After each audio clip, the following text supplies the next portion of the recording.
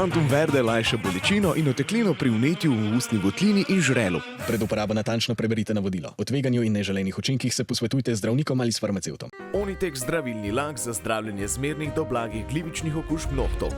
Brez piljenja, brez odstranjevanja laka. Onitek. Resne težave imajo lahko tudi enostavno rešitev. Pred uporabo natančno preberite navodilo. O tveganju in neželenih učinkih se posvetujte z zdravnikom ali farmacevtom. Jaz bi, spoštovana ministrica, začel kar z vami. Namreč ravno kar ste se vrnili iz zasedanja Generalne skupščine Združenih narodov. Republika Slovenija ima tokrat nekoliko vidnejšo vlogo. Vi ste bili v zadnjem obdobju zelo izpostavljeni, tudi predsednik vlade, naša država. Predvsem dogodki zadnjega leta in več, ampak predvsem dogodki zadnjega leta so spremenili določeno dinamiko, seveda zavedajoč se nam najbližjega konflikta v Ukrajini, se odpira novo vprašanje seveda konflikta na Bližnjem vzhodu. 7. oktober, ključni datum, ter seveda vse konsekvence tega, za ključnimi dejanji zadnjih 48 ur, prepoved vstopa v Izrael generalnega sekretarja Združenih narodov, ter seveda napad Irana na ozemlje Izraela, ter posledično napad tudi na področju Jemna, ko govorimo o ruski bazi. Spoštovana gospa ministrica, mogoče bom vas najprej prosil za en splošen ris v nekem času, v nekem kraju in vse, kar se je dogajalo v Združenih narodih, kajti verjamem, da bo to zelo dobro izhodišče tudi naprej za razpravo z našimi eminentnimi gosti. Izvolite. Hvala lepa za vabilo in lep pozdrav. Zdaj, zelo težko se bom skušala omejiti za eno tako splošno sliko celotne, zelo kompleksne in res izjemno naporne situacije, ki jo doživlja zlasti diplomacija, tudi mednarodna skupnost, ne samo z vojno v Gazi in s konfliktom oziroma stopnjevanjem nasilja, če rečem na Bližnjem vzhodu, tudi z vsemi oboroženimi konflikti, govorimo o 55 oboroženih konfliktih po vsem svetu. Naslavljali smo rusko agresijo v Ukrajini, govorili smo o Sudanu, govorili smo o Bližnjem vzhodu, vendarle v razmerah, ko je svet močno razdeljen in ko imamo od začetka ruske agresije v Ukrajini v varnostnem svetu, ki je bil nek temelj zagovarjanja mednarodnega prava in listine Združenih narodov, danes državo, ki pravzaprav krši to listino in mednarodno pravo s tem, ko je agresorka v vojni v Ukrajini. In od tu naprej so te delitve vedno globlje.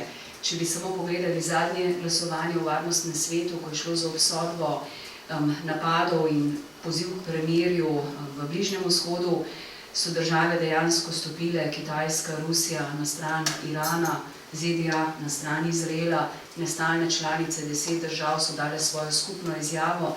Situacija je izjemno kompleksna, kar Slovenija je skušala narediti v tem mesecu, kot država, ki je majhna, ampak ravno v tej majhnosti ima svojo moč, ker lahko premošča mogoče tiste tradicionalne delitve med velikimi državami brez nekega težkega bremena preteklosti. In mi smo ves čas vztrajali politične rešitve, dialog mora zamenjati orožje in vse temeljiti na mednarodnem pravu in listini Združenih narodov. Zdaj seveda vojne se stopnjujejo, ko gledamo na Bližnjem vzhodu, z vojno v Gazi. Slovenija je bila država, ki je v tej peščici še 3 držav v Evropski uniji priznala Palestino v zadnjem obdobju, nobena država ni do danes sledila, ampak smo zaradi tega izjemno cenjeni. Jaz moram reči, da v varnostnem svetu je Slovenija in v Organizaciji Združenih narodov ta mesec bila deležna toliko pohval, in moram reči pohval in priznanja, da smo zadržali to doslednost, da smo enako, ne z dvojnimi standardi, naslavljali te krize. In najbolj so mi ostale v spominu besede ravno generalnega sekretarja Guterresa, ki nam je v pogovoru s predsednikom vlade rekel, 5 minut je pravzaprav hvalil našo zunanjo politiko na račun, vi ste država, ki dobesedno ščiti ugled Zahoda v svetu. To je zelo težka beseda. Velika odgovornost in veliko frustracij, ko vidiš, da diplomacija in ta politični jezik in ti napori, ki jih delamo, ne vidijo tistih rezultatov na terenu. Vojna se stopnjuje. Slovenija, kar tudi z arabskim svetom smo imeli izjemno veliko, jaz lahko povem, da se dnevno ukvarjamo z Bližnjim vzhodom, tudi navezali ogromno stikov, vodili sestankov, iskali formule, kaj dan potem, kakšna bo tista nadaljna politična arhitektura. Arabski svet nas izjemno ceni, zelo spoštuje in vidimo velike delitve tudi v Evropski uniji, kjer smo peščica držav, danes 4, ki vlečemo ta voz naprej in kjer se z arabskim delom sveta, ki se je pripravljen danes pogovarjati tako o priznanju Izraela, obstoju palestinske države, iskanju rešitve dveh držav, da si prizadevamo na prvem mestu premirje, kar je ključno, premirje, zaščita civilistov, dodatna humanitarna pomoč, odprtje mejnih prehodov in pa iskreno iskanje rešitve dveh držav. Slovenija, ko je priznala Palestino, ker me marsikdo vpraša, kaj smo s tem dosegli, vojna se nadaljuje, ampak v odsotnosti nepripravljenost izraelske vlade na kakršenkoli dogovor je bilo to edino upanje, ki smo ga lahko dali Palestincem. In danes se izrazito kaže, da nas veliko držav skupaj z nami poziva preostali del mednarodne skupnosti sledite v priznanju Palestine, v spodbujanju in oživljanju rešitve dveh držav, kar alternative ni. S tem dajemo edino jamstvo tudi za varnost Izraelcev, za sodelovanje. Jaz tudi veliko sodelujem z nevladniki, z tistim delom izraelske družbe, ki si želi varnost in mir. Manj jih je, kot jih je bilo včasih. Ampak ta del ljudi želimo spodbuditi in iskati zgodbe, ki prihajajo, pobude tudi iz civilne družbe. Dve sjajni pobudi smo imeli v kratkem času, kako vzpostaviti to, glede na to, da so to že velike nestrpnosti v zraku, veliko sovraštva med ljudmi, veliko radikalizacije, da naslednja generacija bo verjetno bistveno bolj radikalizirana. In politika ima poslanstvo, da išče pot po mirni poti na podlagi pravil, ki jih imamo. Se pa zdi, da so ta dogodka. Gospa ministrica, kako bi lahko odgovorili na določene izzive, ki jih ima tudi Slovenija in predvsem vlogo Slovenije, zato da bi lahko premikali gore, če sem tako reči, glede Jaz se bom, če mi dovolite, sam z eno mogoče odzivom, repliko odzvala na uvajanje sankcij in kaj več lahko naredi Slovenija. Jaz sem zelo vesela, civilna družba nam nastavlja politiko v ogledalo in sem zelo vesela, da imamo to priložnost. Ampak včasih se je treba zavedati, da tudi če si Slovenija nekaj zelo želi in se trudi to delati, da je nemogoče zaradi različnih stvari. Zdaj najprej omenim seznam prepovedanih oseb, ki ga je uvedla Francija. Slovenija je zraven, to velja za celoten šengenski sistem. Torej Slovenija je zraven in velja enak sistem. Slovenija od vsega začetka poziva k sankcijam dodatnim, tudi trgovinskim sankcijam. Problem uvedbe sankcij imamo na dveh nivojih. Eno je Evropska unija, kjer zahteva soglasje. Drugo so možnost bilateralnih sankcij. Bilateralne trgovinske sankcije, jaz vam povem, naši pravniki razvijamo znanost, ker dejansko je šla v to smer samo ena država do danes, ki ima zgodbo na sodišču in to je Belgija. Nerešljivo. Ker je takšna zakonodaja, da je tudi v delu teh trgovinskih sankcij do danes praktično nikomur ni uspelo. Slovenija je ves čas zraven, z vsemi pravnimi službami sodeluje in spremljamo, kaj delajo te države. Smo pa eni tistih, ki smo redki stopili v bran Borelu pred kratkim za uvedbo sankcij zoper voditelje, ki kršijo mednarodno pravo, tudi omenjena dva izraelska ministra.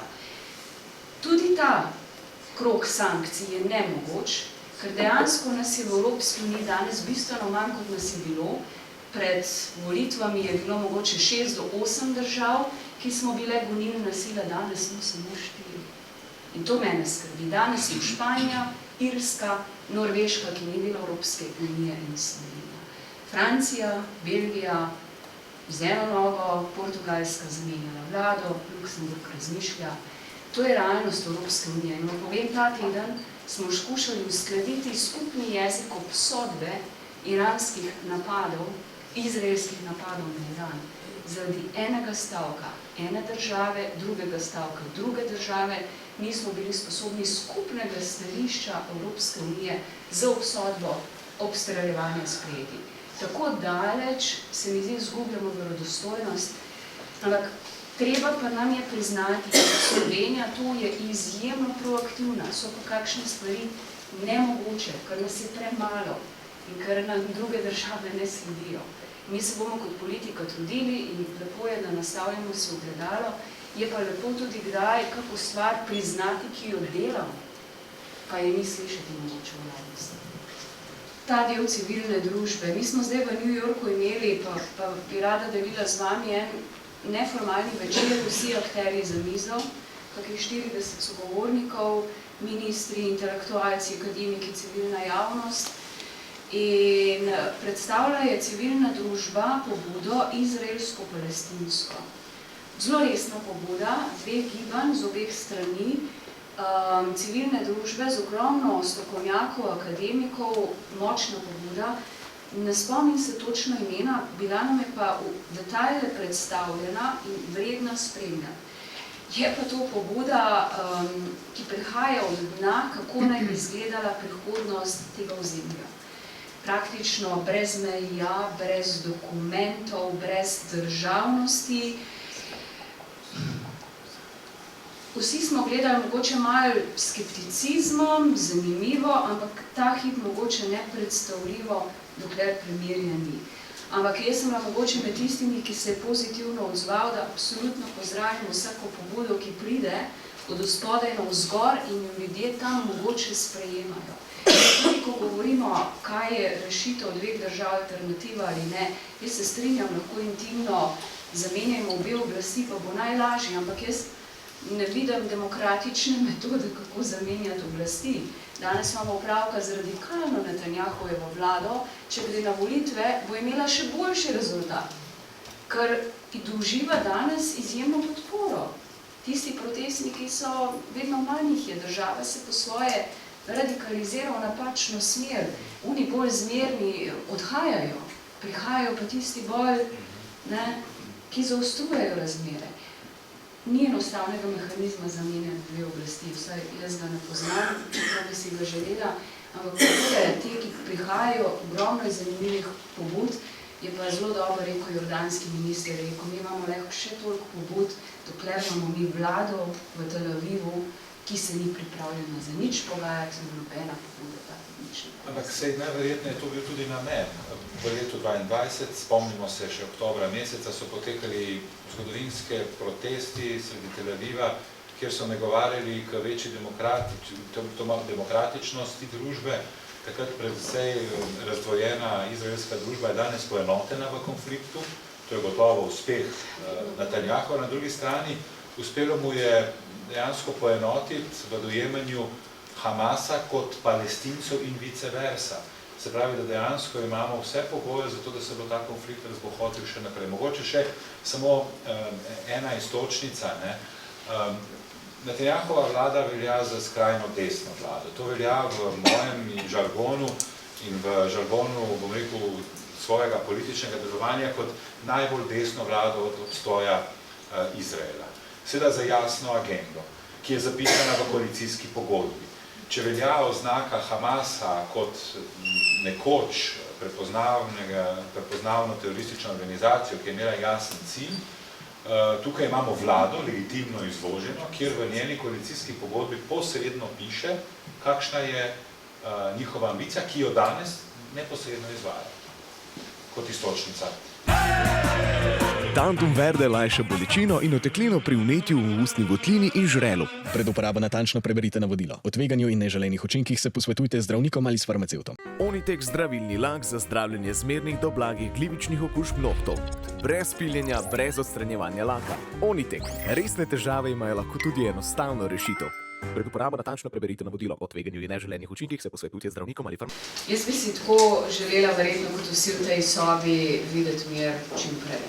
To je prvo. Zdaj, politika ima svojo odgovornost in kritična civilna družba, tudi jaz sem zelo hvaležna in veste vedno, da sem se pripravljena pogovarjati in srečevati. Zelo pomembno je, da delamo skupaj, kar lahko delamo skupaj in čisto iskreno, kar je Slovenija uspela v odnosu do vojne v Gazi in razmer na Bližnjem vzhodu do danes storiti, lahko rečem, smo na pravi strani zgodovine. In to nam je marsikdo v zadnjih dneh in tednih izrekel. Zavedajte se, da delamo vse, kar je v naši moči. Pa bom šla nekaj korakov, čisto kaj konkretno Slovenija je naredila. Prva resolucija po 7. oktobru je bila spisana strani 10 nestalnih članic, ker preprosto soglasja v varnostnem svetu ni bilo. In prva resolucija, ki je bila sprejeta s pozivom za premirje, je bila sokreirana strani Slovenije. Sledile so še 3 resolucije, 4 resolucije do danes, sprejete v varnostnem svetu s premirjem, s pozivi za humanitarno pomoč, z izpustitvijo talcev, niti ena do danes ni spoštovana. Naslednja resolucija, spisana v slovenskem predalu in pripravljena, da jo začnemo usklajevati, je s tistim, kar je minimum, da mogoče dosežemo soglasje humanitarno pomoč. Slovenija je zelo proaktivno igra vlogo v varnostnem svetu, glasovanja v generalni skupščini, zadnje glasovanje ali predzadnje, da smo dvignili pravice Palestini, v generalni skupščini, zadnje glasovanje ICJ, spoštovanje razsodbe meddržavnega sodišča. Nadalje, Slovenija je v generalni skupščini bila pobudnica iniciative za podporo agenciji UNRWA. Za podporo humanitarni edini agenciji, ki danes razdeljuje pomoč, ne samo na palestinskih ozemljih, ki je bila pred hudimi kritikami in še več. Danes se zna zgoditi, da bo Kneset v naslednjih dneh, tednih razglasil UNRWO za teroristično organizacijo. To je presedan in Slovenija je izbrala čez 120 podpisov, bila je naša pobuda v generalni skupščini podporo UNRWA. In to delamo naprej. Danes smo dali pobudo, da bo naslednji teden vrh držav Sredozemlja, kjer bi te države Sredozemlja skupaj podprle podporo Guterresu kot generalnemu sekretarju. Kar zadeva sankcije, vedno smo med državami, 4-6 držav, ko sedimo in se dogovarjamo, kako bi lahko zaostrili sankcije. Še enkrat, na ravni Evropske unije velja sankcijski režim, zahteva soglasje. Torej, smo v manjšini, ampak ustrajamo in ustrajamo. Enako Slovenija je izvedla priznanje Palestine. To nam danes priznava velik del sveta kot zelo pogumno potezo in delamo danes na drugem krogu intenzivno v naših diplomatskih prizadevanjih s partnerji po svetu, da bi sledila še kakšna država. Zdaj, lahko bi še naštevala, mogoče vse stvari niso videne, ampak za majhno državo smo mi v tem velikem svetu, v OZN-u izjemno opazni z našimi konkretnimi akcijami. Mogoče bistveno bolj, kot se to vidi tu, ampak res delamo vse na podlagi mednarodnega prava in ustanovne listine Združenih narodov. In še kaj smo naredili, ko smo se odločali za razpravo, ki je bila naša signature debate, reče, ki jo je v varnostnem svetu vodil predsednik vlade. Mi smo bili, to pa je odgovor, mogoče na vprašanje, pod kakimi pritiski je Slovenija ves čas. Pod pritiski, kako voditi razprave strani Evrope, strani Zahoda, ZDA, smo bili pod izjemnim pritiskom, da bo razprava, tista razprava, zopet v Ukrajini, 3. leto zapored. Mi smo rekli, ves del sveta nas obsoja Zahod proti preostalemu delu sveta, da ne naslavljamo vseh konfliktov enako, da igramo dvojne standarde. Ne. Slovenija se je temu uprla in smo prav načrtno želeli naslavljati vse krize enako. In zato smo razpravo usmerili v rusko agresijo v Ukrajini, v razmere na Bližnjem vzhodu, v Sudan, da se lahko vsak sogovornik za mizo osredotočil tudi na svoj konflikt, svojo vojno, svojo situacijo. In smo se pogovarjali o tem, kaj lahko svet naredi, mednarodne institucije za končanje vojne. Tako da smo pod pritiski, ampak če bi nas danes vprašali, smo se marsikateremu temu pritisku uprli, zoperstavili, ravno z namenom, in to je tudi moja vedno rdeča nit na razpravah zunanjih ministrov Evropske unije, če želimo imeti širšo podporo sveta, tudi pri iskanju mirovne formule za končanje vojne v Ukrajini, potem ne smemo imeti dvojnih standardov. potem moramo enako ravnati pri vseh konfliktih. In ravno zato smo se odločali, kot smo se, in danes nam nihče ne očita, da sledimo slepo velikim državam, ampak delamo zelo samozavestno in ne podlegamo dvojnim standardom. Ni to vedno enostavno, pritiski so hudi, naša diplomacija, 30-članska ekipa v New Yorku, si ne znate predstavljati, pod kakimi pritiski dnevno je v situaciji, ampak mislim do danes, da smo uspeli res sijajno peljati v kompleksnih situacijah te zadeve. Zdaj, kar bi lahko še odgovorila, da ne bom predolga, relevantno vprašanje te pritiski, glede Francije pa seznam, ki je bil sprejet, velja za celoten šengenski prostor. Takšna so pravila, mi smo takrat bili zraven v pogovorih, še enkrat pa sankcije, jaz bi si želela zaostriti, morate pa tudi vedeti, da je tudi v Sloveniji potrebno vse te odločitve, ne samo, da pridejo z našega ministrstva, to je potrebno odločitev vlade, koalicijskih partnerjev in ne nazadnje tudi parlamenta. Hvala, ministrica Tanja Fajon.